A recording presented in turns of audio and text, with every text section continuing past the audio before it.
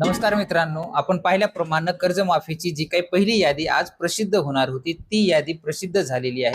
त्याच्यामध्ये जर पाहिलं तर सहकार मंत्री बाबासाहेब पाटील यांच्या अंतर्गत 3 वाजता पत्रकार परिषद होती आणि त्या पत्रकार परिषदेमध्ये जे काही फक्त संपूर्ण महाराष्ट्रामधील 553 शेतकऱ्यांची यादी ही प्रसिद्ध करण्यात आलेली आहे। त्याच्यामध्ये जर पाहिलं तर लातूर जिल्ह्यामधील फक्त 133 शेतकरी आहेत, त्यानंतर ठाणेमधील 182 शेतकरी आहेत, सातारामधील 38 शेतकरी आहेत, नागपूरमधील 16 शेतकरी आहेत, पुणेमधील 85 शेतकरी आणि अमरावती जिल्ह्यामधील 58 शेतकरी असे एकूण मिळून जर पाहिलं तर फक्त 553 शेतकऱ्यांची पहिली यादी कर्जमाफीसाठीची प्रसिद्ध करण्यात आलेली आहे। प्रायोगिक तत्वावरची ही यादी आहे।